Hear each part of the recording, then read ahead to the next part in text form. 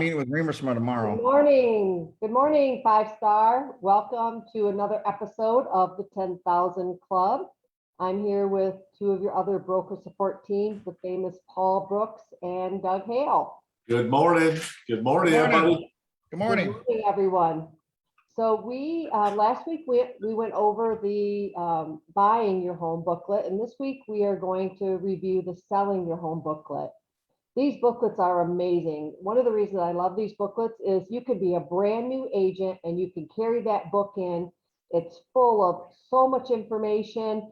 It makes you look like a pro because it's so well done. You're not having to go out and try to recreate it. So if you didn't see last week, be sure to drop in and take a look at that episode on the buyer side. And then today we're going to talk about going into a listing presentation and selling your home.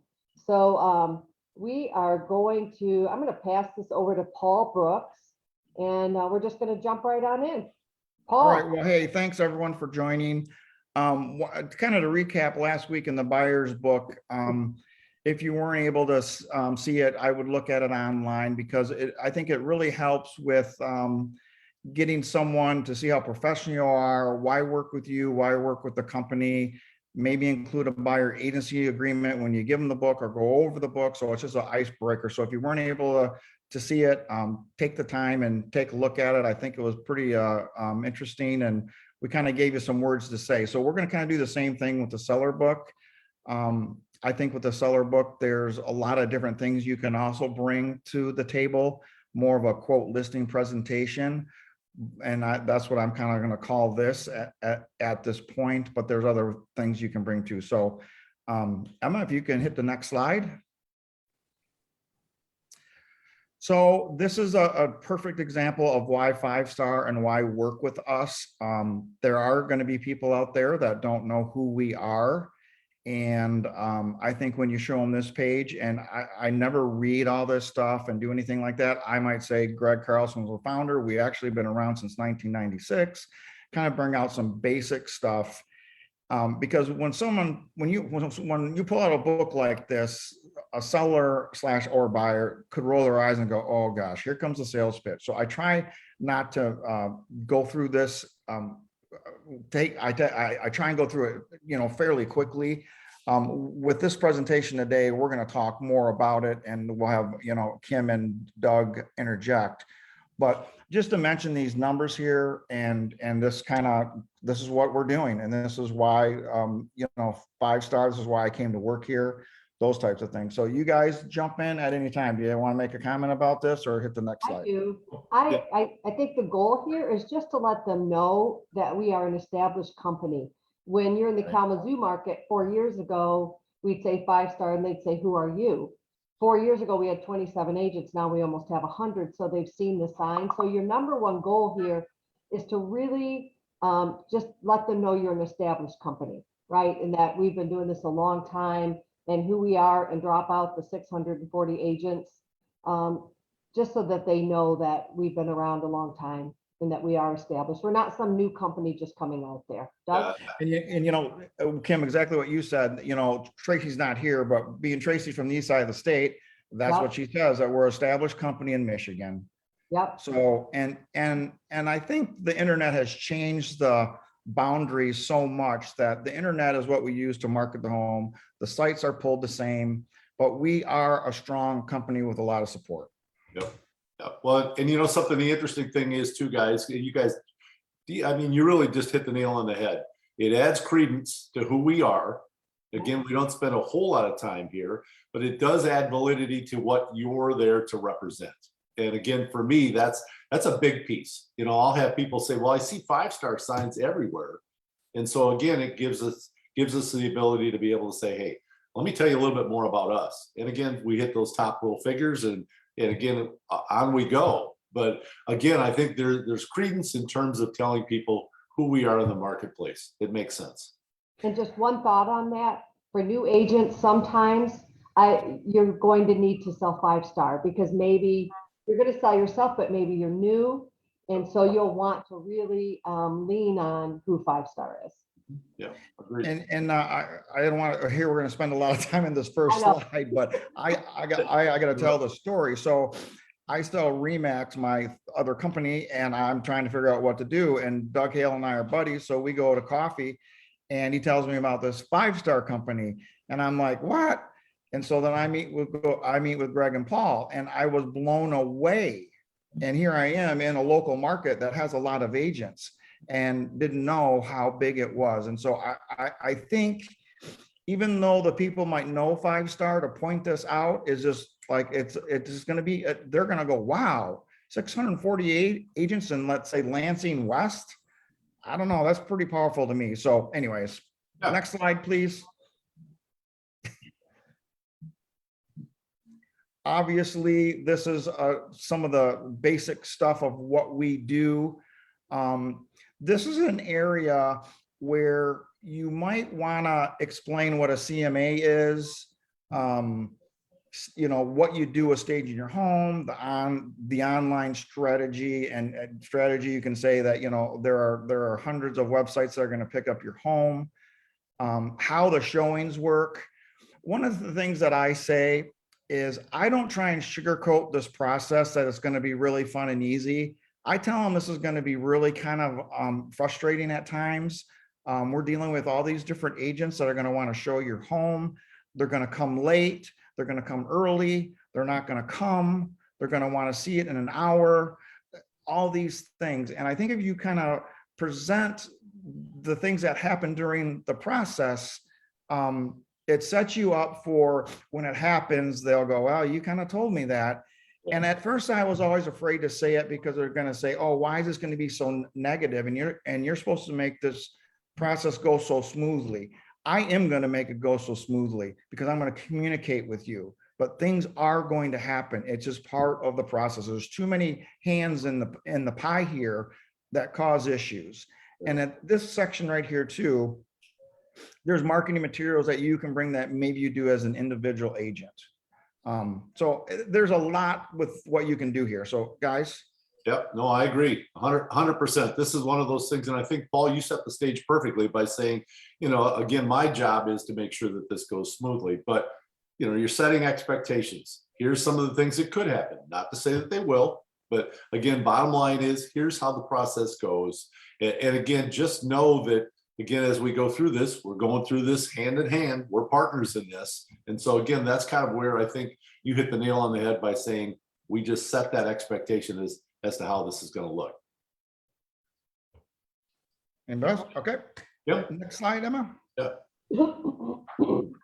Understanding your home from a buyer perspective. Maximizing your home exposures. I try and do what this slide does, is that the internet is going to expose the house. I try and expose it to as many agents as I can too, through conversation, through Facebooking, through all those types of things, because a lot of my Facebook friends are realtors. And so I think exposing the home to them, because they have the buyers. Someone's going to see it on the internet, they're going to call their agent. Okay, most people have relationships with agents. I just kind of explain that. Guys, anything special, different? I'm good. No, I think we're good there. I think you did a great job. The big overview. Okay. That's good. That's good. Anybody want to take this, or yeah? Man, that's a big piece of the pie on marketing, right? Well, we always talk about our marketing department. We talk about everything that we bring to the table. And again, a lot of times people, when they look at this as from a company perspective, they're thinking, well, I've never heard of 5-star, man, I don't know how much marketing they're going to do. What are some of the questions that are common that we hear over and over again? And again, this gives us a chance to, in my opinion, kind of fly our flag, to kind of show people what we can do, what we do in the marketplace, the importance of marketing that works, and that we've done our research. And so again, I think that's a conversation that goes many different places. For me, this book, especially in this area of marketing, it kind of keeps us on task. It kind of keeps us focused on, hey, here are the things that work. Here are the things that possibly don't work. And again, we know full well that, again, what we bring to the table, I'm going to say is a very, very great way to market your home. So Kim, I don't know if you have any. Yeah. And I think some of the practicals on that, what I talk about is the 640 agents in our company. I'll send out a flyer, an announcement, a marketing piece. Also that I network with 3,000 other agents in my company in Grand Rapids that make 6,000. I'll talk about the exposure because there are some things in my market for $50. You can target an ad and it'll go out to all the agents. I talk about Facebook ads, how I'm going to bring the buyer, also how I work with other agents we are always talking to try to put buyers and sellers together, whether they're in another company. I think that's where we talk about our sphere and what we're going to do practically for them as well. Is that going to be a postcard that we send out? How are we going to target? Yeah. However you do it, it's important to tell them what your marketing plan is and then do it. And I always send copies of the things that I do. Mhm. So we know in this market, we don't have to really target buyers as much because they're flocking to the listings.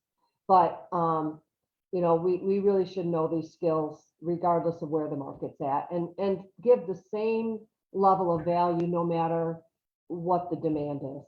Yep. Well, and something you just touched on, Kim, is you send, and you talk about some of the things when you advertise, you send copies of that to your sellers so they know, hey, Kim's really going to work for me. She's doing all of what she said she was going to do.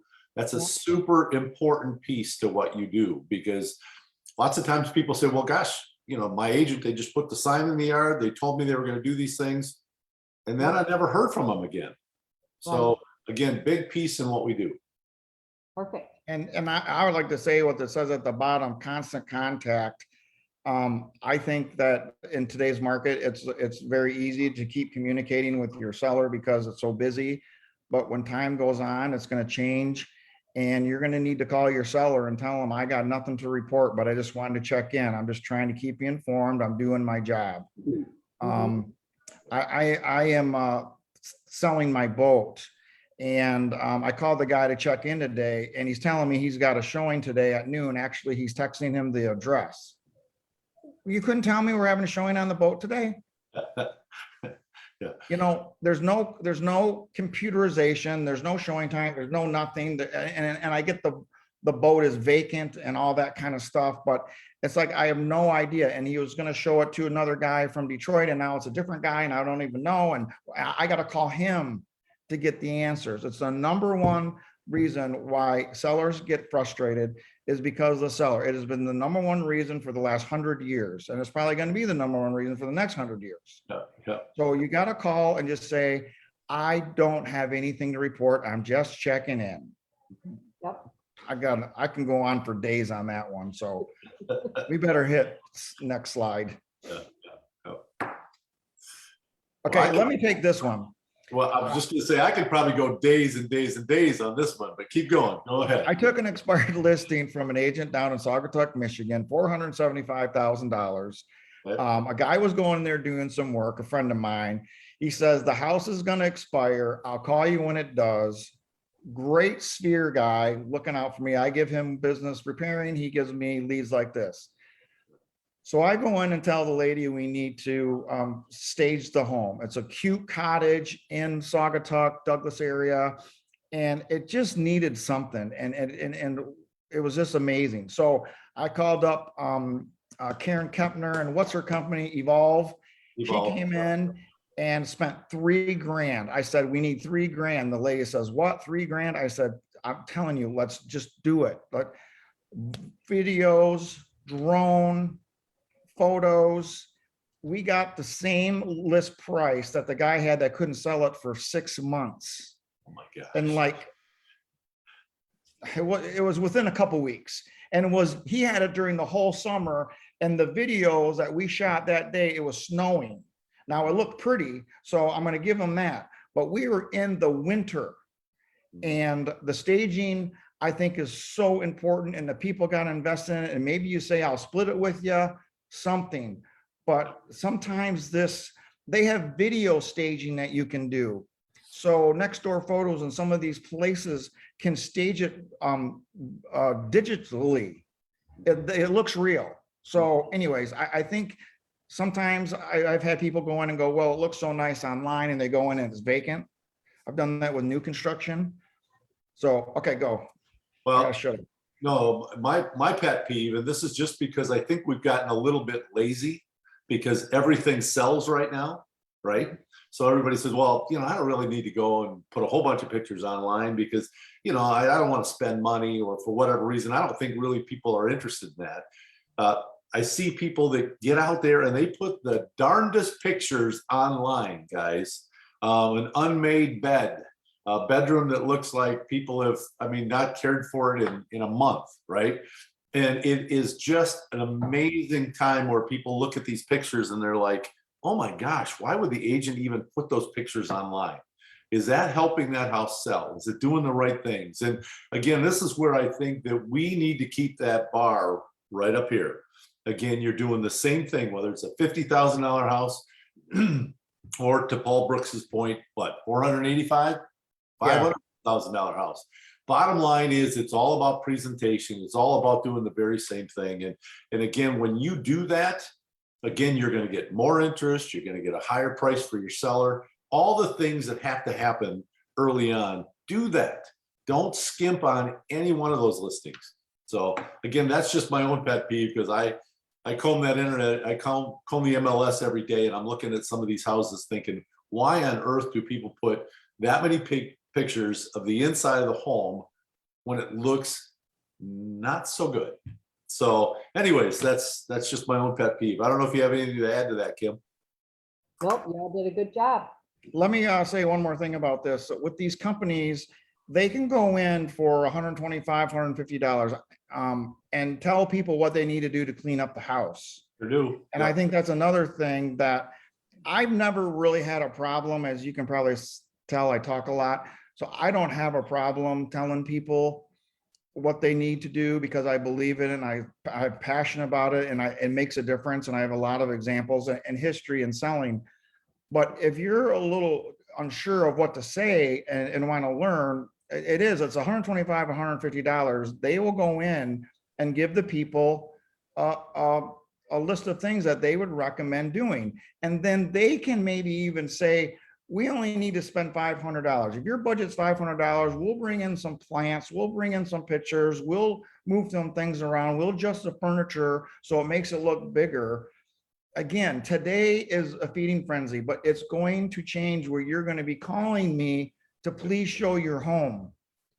And this is when this is going to get really, really important. And the Doug, about the photos, is the photos are going to be online, and you want the photos to look good for future buyer or seller. If I'm online and I see a guy that's got all these honky donkey dark photos and bed's not made, I'm going to think, what is this agent telling the seller?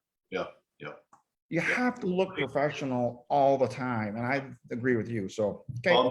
Be consistent, be consistent. On the flip side of that, and then we can go on to the next slide. On the flip side of that, I have sellers that'll say, hey, if I'm competing, well, I met with another agent last week and they wanted me to update the bathroom and change out the pink toilets and change out all of they had big price tags to update. The deck looks terrible. Can you redo the deck? And there's a number of things that go just to the opposite end of the spectrum, where you're looking at two things. And I keep going back to, folks, are you updating this house for you, or are you updating this house for the next buyer? Because if you're updating it for the next buyer, they might not like what you're going to do, right? So again, what you have, make the best out of that. But again, it's not about spending an enormous amount of money staging your home, my opinion. The one quick thought is, I tell my sellers, your photos are the first showing on your home. You got it. And Yep. that encourages them. And we always get a higher price for those that look like a beauty contest. It's, those that look like Magnolia Homes or whatever your style is. So definitely recommend staging at least the main parts of the home. All right, let's go to the next one. Affecting your visual presence, we kind of talked about this. Again, we're talking a lot of stuff about different things, but I don't think we need to pound this anymore. But I think, to try use examples and other things with houses is maybe your car. You'll go have it detailed inside and out, and you're thinking, oh, I like my car again. It's that kind of thing. So these are the slides of where you talk about this stuff. Again, do you have a nice brochure? This home to me would be a multiple folded color brochure that I would have. I would bring one of those to the listing appointment, and or if you don't have one because you're new and you haven't never listed a house like this, but you're going into it because it's your friends, maybe you ask an agent that has it and you slap your face on their feature sheet just to show an example of what marketing can do. Doesn't have to say it's your listing. Using someone else's, you're using really the example of what marketing can do for us. Hey, I just want to know how'd you guys get my house in this brochure? How'd you get my house in this I brochure? thought it was your cottage. Oh my goodness, this is exciting. Thanks, Kim. Thanks. Well, one note on that is sometimes I know some agents that don't want to offend their seller by going through and telling them what to do. So they will bring in a stager and a professional to kind of be the bad guy. If the home is really not up to par and it really needs some intense things, sometimes you bring in somebody else to be that person that's a professional, and you'll get a better result. Agreed. Yeah. You guys, can I say something about that with the saying stuff? I've said it about smoke, I've said it about dog, and I said it about little babies.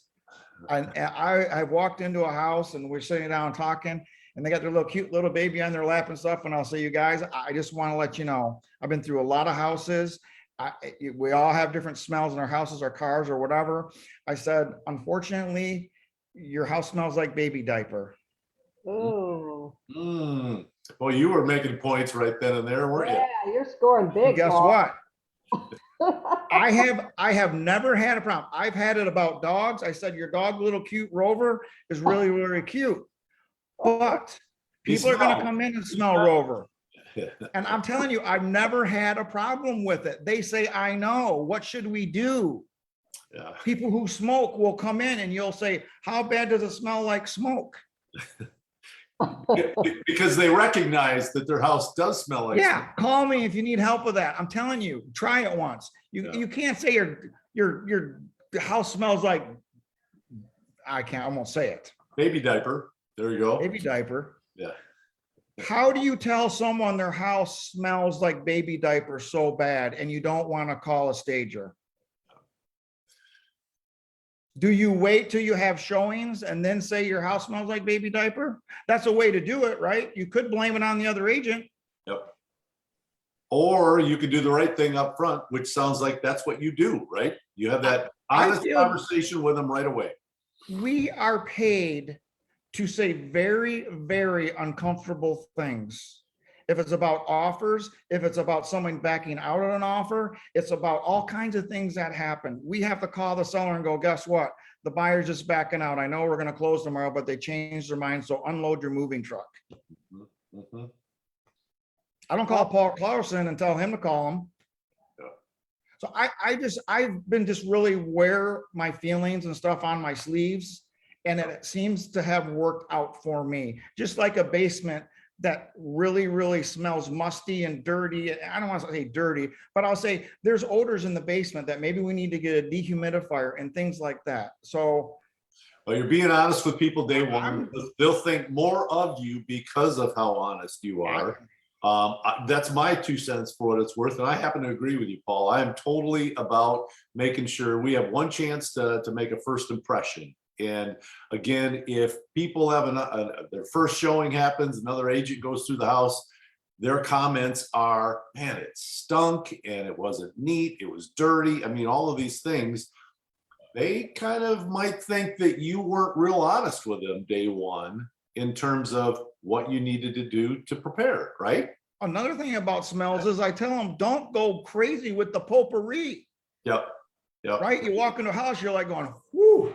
What are they trying to cover up, right? Exactly. So you all got to do what you got to do. That's what I do. That's what I did. It worked.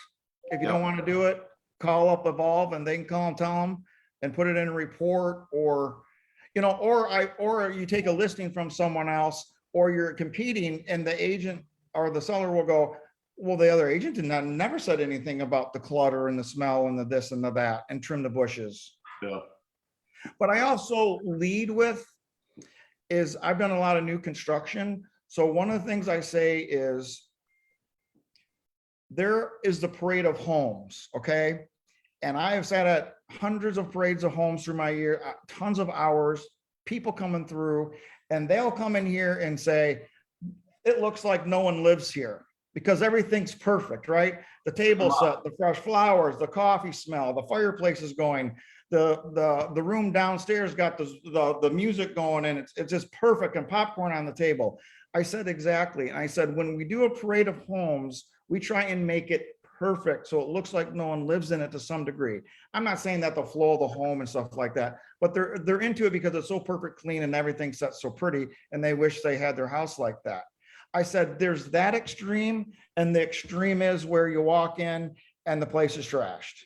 And how much time do you have? Because I'll also say, you have 4 kids. This is not going to be easy. You're not gonna, and they come in, they have this huge list of things that they want to do, right? They're not gonna get that done. Do you have any times they said they're gonna do all this stuff and they do nothing, and we just wait to list it, wait to list it, wait to list it? Yep. So do what you can, that's the most important. Yep. Agreed. Next. Because Kim's frozen, maybe. Is she? Someone take this one. The right way to price your home. My word. Well, this is where we always talk about the CMA, right? And again, this is kind of like sometimes when I feel like I'm the bearer of bad news, or the bearer in this market of really good news, right? So again, it's important to be prepared, important to come with market statistics, neighborhood statistics, and again, specific things about their home. And again, when we sit down and have a conversation, Paul, you touched on this a little earlier. This is a be honest conversation. Be honest. We're working together. We're trying to see what our highest and best number looks like for your home. And again, it's important to come, as I say, with a number of statistics, a number of things that can back that up. Now, it's interesting that the graph that you see here, the listed price, the buyer's interest on the far right, and then what we call the fair market value. Isn't it crazy that I used to say, at doing this for 20 years, I used to know how to price homes. Today, in this market right now, it's amazing some of the prices that we're getting on homes. Will it always be that way? The answer is not, right? This business is very cyclical, but again, back to the CMA, it's important to come with the statistics that you can sit down at that kitchen table with and walk through. And it is an amazing thing when you get the buy-in of your seller, so that they are seeing what you're seeing. They're nodding just like you're nodding. You're talking about this house. They might make a comment, hey, I've been through that house. My kids play with their kids, or something like that. But it's amazing how, when you engage people in this part of the process, that it brings you closer together. So a couple thoughts on that. I like to point out that curve. Those first 2 days, you see it peaks at the top.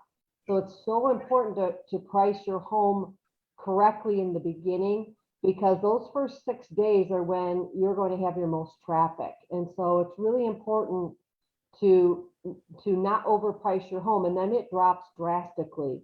I'm dealing with one of those right now, and it's a tough conversation, and they're not necessarily listening. So sometimes you just got to put it on if you're willing to take the overpriced listing.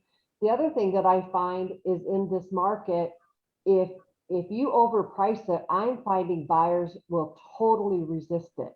So it's real important, as the pro and as the expert, to price that home right on that bridge, right where it's going to bring the buyers in and bring the competitive offer, so that they will fight for it. But if you put it over, that they may most likely resist you, and they might not even come through your doors. Unfortunately, sometimes sellers don't always take our advice, and you just have to let the market talk to them and let the market give them feedback. So this is a really important conversation. We also have a question here from Nick Sparks that says, what do you typically have the seller pay for versus what as agents would pay for when listing a home? So I think that that's really your preference. I like to have my sellers vested to a certain point. There's a lot of agents out there that stage it for free. that they come in, but I think you have to be very clear on how much you're staging. Are we bringing couches and beds, or are we bringing plants and accessories? I think that, you know, for me, I feel like a lot of agents stage, and I'm willing to just work at what their need is. One of the listings I had this summer, they were stressed out. They were finishing up their construction, and they were trying to get the yard done and take the tree down that fell during the storm. And I listen to buying and selling signals. I listen to what their needs are. And I found that in that case, I decided that I would pay for a cleaner to go in. And I watched the burden just come right off them. They were just relieved, like, oh, I don't have to do that. So I don't think there's one answer. I think it's what you think is beneficial to you, to your seller, and it's going to be to your discretion. That's my thoughts on that. Anybody else? Okay. I can say, I was waiting for Doug to answer. Yeah, I no. kind of do the same thing, very similar. There are times that I do more or less. It also depends on, I'm looking at this as a business, of the price. The price of the sale price has a factor in what I'm going to do. I was fortunate enough that when I presented this $3,000 staging job in Saugatuck, I just asked her, it's something that we need to do, and we need to do something different. And she said, okay. She's heard about staging. And so I think it helped me that she kind of knew a little bit about it and how it helps sell homes. But I would have probably was willing to split it with her. And so, but then, like you said, Kim, it's funny, what made me think of her again is that when the closing took place and they got all the furniture out of it, she was in Chicago and I had the home cleaned because she was all worried about coming back and getting the last little bit of her stuff, and her kids were taking stuff, and I had the house cleaned too. So I usually upfront pay for feature sheets, you know, and I usually do a drone, a video, and professional photos. I do the videos more for me than I do for the seller, in the sense of that I'm putting it out online and people are seeing my listings and stuff like that. So it's a gut call, don't you think, on the most part? I'm gonna chime in and say it is a gut call. And again, every situation's different, every conversation's different. And to answer Nick, your question on, you know, is it something that you do? I do the photos, Paul, just like you do. I do the videos. I tell my seller up front, here's my contribution to what we're going to do. And I don't say contribution, but here's what I do 100% of the time when I list your house. And I go through 1, 2, 3, 4, 5. And when we get into the staging part of that, it kind of feels like more of a partnership where someone will say, well, you know, my sofa is perfect for staging, or my chairs are perfect, right? Well, they might be, or they might not be. Again, so that's where that kind of give and take comes in. And I've had people that have said, look, you know, my neighbor's really good at this. I'll just bring my neighbor over and she can help me kind of sort of stage it and do the necessary things. But what we've done is kind of put this plan in place for what needs to be done. And I think that's an important piece to what we're doing too. So I don't want to spend more money than we need to. I don't want to overprice a home. Kim, to your point, you know, I've had really difficult conversations with people, especially in this market, about pricing, because people tend to want to do what? They want to price their house way up here. And then what happens after 6 days? Well, we haven't had but a few showings. We haven't had any offers. Man, did we miss the mark? So back to what Kim was talking about, it is super important to make sure that you've done your homework, that you price it where it needs to be priced. So But I I kind will of say, went all over the board there, but sorry about that. to piggyback on what you're saying, because I don't want to discourage anyone. If you go to seminars, most of the seminar speakers will say, never take an overpriced listing. But I think today, and they might be changing their mind today, now is today to take one, and then you let the market speak and say, we've had the showings, we've had showings and no one bought it, which is not good. And we haven't had any showings and no one's bought it. So today would be the time to get it. And then you work on getting the price down and say, listen, the market has spoke. This market is so hot right now. And now your home's been on the market 2 weeks. So today I would take a listing to get a listing and to work it down. Yeah. What's wrong with the house? It's been on the market 2 weeks. Right. Really? Yeah, that's fun. Next slide, Miss Emma. Anybody? I'll take it. We're So this running is out of just a time, really so. nice, helpful sheet that just tells you what the selling steps are. I don't think we need to review all of them, but you know, it just gives them an overview of what that process looks like. And I always say, you know, I'm here to walk you through every step of the way. It's just nice information, but I don't think you have to walk through every single question unless they have them. Yep, All agreed. right, next slide. I think we've talked a lot about this one, seller's checklist. Yeah, A kind of the lot. same We talked thoughts. about staging, but these are things that the seller can do. And I always like to tell my sellers, you know, cleaning, painting, organizing goes a long way. There's not a big expense. I'm not asking you to remodel a bathroom. When I was in Florida, I lived there for a while, and we moved into this older 1960s home with the pink bathtubs, pink toilets, blue showers. And I'll tell you, I went to Target and I bought some shower curtains and some towels and some rugs and some accessories. They looked amazing. Yeah. So work with what you have, but absolutely, like we talked about earlier, the smells are very important. The cleaning, the organizing, the painting, those are the first place to start. Obviously, there's other things like if you've got electrical problem or a water problem or a roof problem. I mean, we need to go in depth and fix those. But as far as things they can do, I like to ask them to step back like they're a buyer arriving at their front door. Yep. And what would make it look nice? Maybe painting the front door, new hardware, some mums on the side of the doors. Pretty simple to make it Pretty clean. Simple Right? stuff. And the number one thing up there with maintenance, I've always told people, the projects that you've started, because sometimes you can go in and you can see cover plates that aren't installed properly or something very, very minor. I said, finish what you've started. Yeah. So if it's a small project like that, just get it out of sight, out of mind. So that's not the first thing the buyer's going to look at when they come. So I agree. All right, last slide. Awesome. Who's gonna take that one?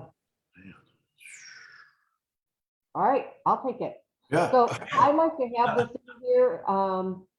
This slide's a little bit old. Sometimes it's hard for us to keep up with those stat pages. We're up to 640 agents, but I believe we do have inserts that you can take with you.